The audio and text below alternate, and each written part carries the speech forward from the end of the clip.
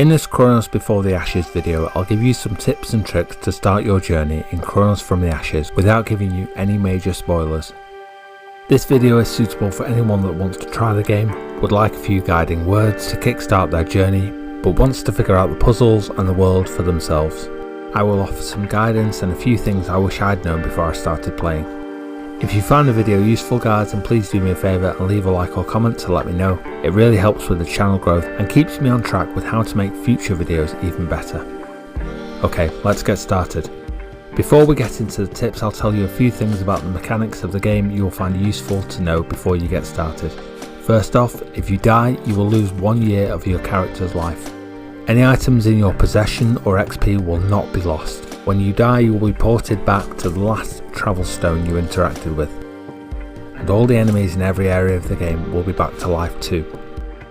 You do not have to go back to find your body at any point in this game, so don't bother looking. The stones can be used to fast travel. Interacting with them will not resurrect any enemies or give you any health. They are simply a method of transportation. You start the game at the age of 18. After your first 2 deaths, at the age of 20, you will be given the choice of 3 passive abilities. You will then get further passive abilities at the age of 30, 40, 50 and so on, every 10 years. Every time you level up based on your XP, you will notice this when your character kills an enemy and there is a moment of slow motion accompanied by a glow around your character. You will be given 2 points to spend on one of the following: Strength, Agility, Arcane or Vitality. Additionally, every time you level up, you will be given full health.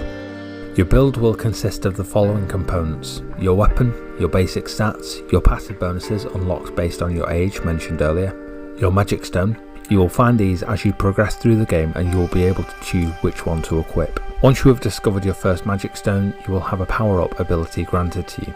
This builds up as you damage and kill enemies. When it is available to use, your shield hand will glow. When you activate this, you'll be granted a small period of time where you get extra damage and some other passive abilities depending on which stone you have equipped. You will be given a starter weapon, but beyond that it's up to you to find other weapons around the world.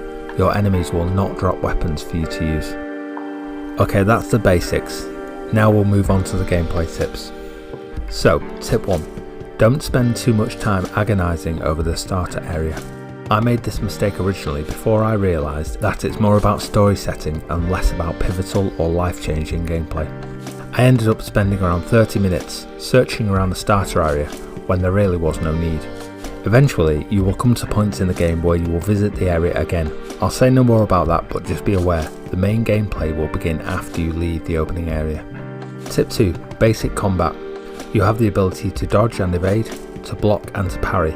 You'll have a light attack, a heavy attack and a charged attack, which you can do by holding down the heavy attack button. You can lock onto your enemies also, which is useful for most of the basic enemies you'll encounter in the game.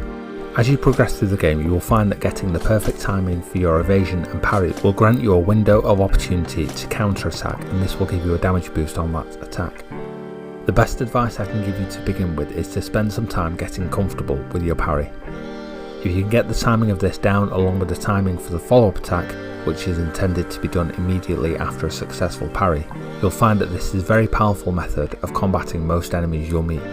The earliest enemies you meet can be blocked easily, and if you simply follow up with your own attacks, they have little to no defense. However, as you begin to dive deeper into the game, basic enemies will gain the ability to block, parry and evade your own attacks, even after you've pulled off the perfect dodge. Whereas most enemies, if parried successfully, will be left wide open.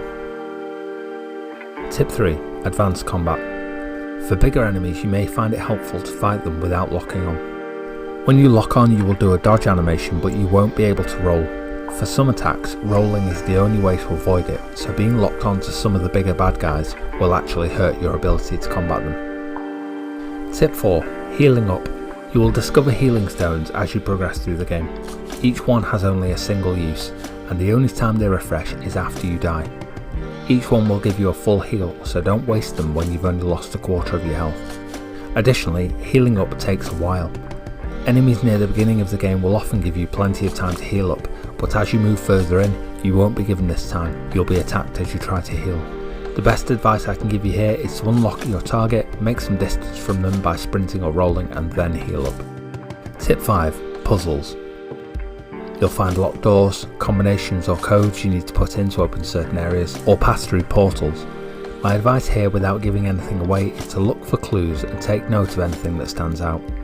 At certain points in the game, you will be given the opportunity to look more closely at certain things by interacting with them. Just make sure to look closely at any markings and take note of them. You may find that information useful. The same tip is true of traps. If something looks like it could be a trap, then it most likely is one. If you ever get that suspicion, proceed with caution. There are also hidden walls in the game, but these aren't too difficult to find when you stumble across them. Tip 6. Upgrading your weapons. As you progress through the game, you will begin to find dragon shards. You can use these to upgrade your weapons to +1, +2 and so on. Don't worry too much about making the choice to do this. You may wish to change the weapon you've got later down the line, but this is reliant on actually finding a new weapon, which is often tied to puzzles you need to solve. The dragon shards aren't too hard to find and will begin to drop more frequently from enemies as you progress, so don't worry too much about holding on to them. Tip 7. Inventory management. Mechanics around your inventory are a little tricky at first. Certain elements in the game you can interact with will need you to pull out something from your inventory to use with it. There will be a button listed in your control options in the settings menu to do this. This will give you a carousel to scroll through to try using different items in your bags to use with the interactable element in the world. This could be for keys, for example, on locked doors. Along your journey you will also discover small boxes. These will not automatically give you anything. You need to go into your inventory and actually open the box to get the item inside. Tip 8. Leveling up. Initially, based on the age of your character, you will find that investing XP into Arcane is very expensive, costing 3 points for every point in Arcane you want to place, whereas boosting your vitality, strength or agility only costs a single point. Early into the game, I would focus on pumping points into your physical stats to begin with. As your character gets older, he or she will become more attuned to the world and magic, so you will find that it will cost less XP points to boost your arcane abilities. On the flip side, as you get older, it will become more expensive to invest points in strength and agility, so increasing those as much as you can before the price goes up could be a very good strategy to get the most out of your XP level bonuses. If you are still wondering whether to dive into this game or not, I have made a review video and a more informal gameplay showcase video if you would like to check those out. I hope you found this useful. Leave me a like and comment if you don't mind, sub if you're new, and I'll wrap it up there. Take care, stay safe, bye bye now.